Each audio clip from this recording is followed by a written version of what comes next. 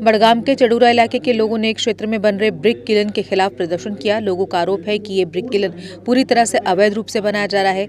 लोगों ने कहा कि अगर उनके पास कोई एनओसी है या फिर कोई ऑर्डर है तो वह उसे सार्वजनिक करें, नहीं तो हम इसे नहीं बनने देंगे।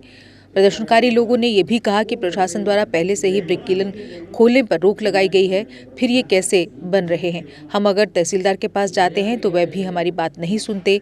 डीसी के पास जाने पर भी हमें पॉजिटिव रिस्पांस नहीं मिलता।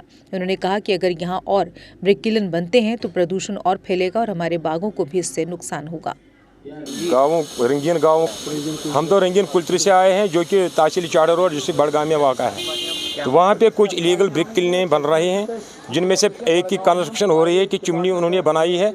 हमें समझ नहीं आ रहा है कि वो वहाँ हमारे बागों में कैसे ये गलत कंस्ट्रक्शन कर रहे हैं। हम उसके लिए डीसी साहब के पास भी गए हैं, तहसीलदार साहब के पास भी गए हैं।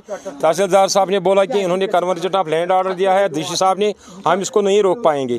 फिर हम डीसी साहब के पास भी गए हैं, उन्होंने भी यही बात कही।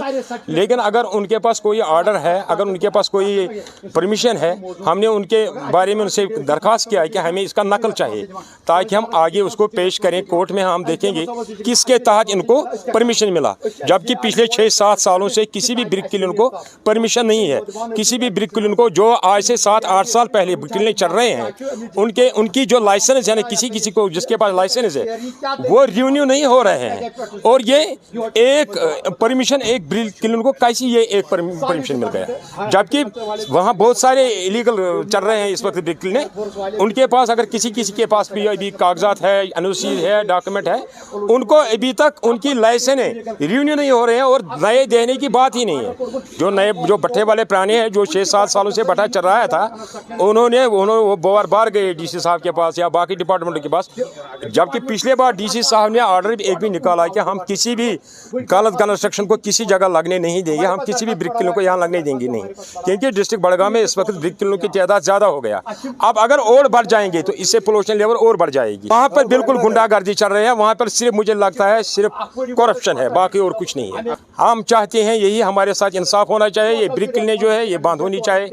ये तो एयरपोर्ट के खिलाफ भी है, हमारे बागों के खिलाफ भी, हमें एनवायरमेंटली प्रॉब्लम भी हो जाएगी इससे, और इंसानी जान भी खतरे में होंगे।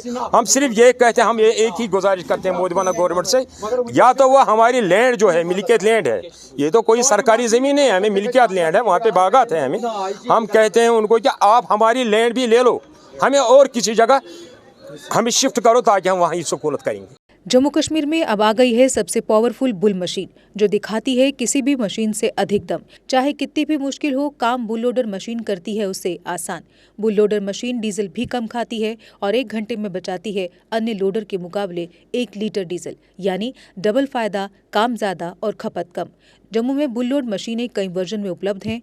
Bull skid AV 450 front end loader, HD 100, HD 96 और HD 76 लोडर, जिनमें है 40 इंटरचेंजेबल अटैचमेंट्स, जिससे ये सभी लोडर पड़े दूसरे लोडरों पर भारी।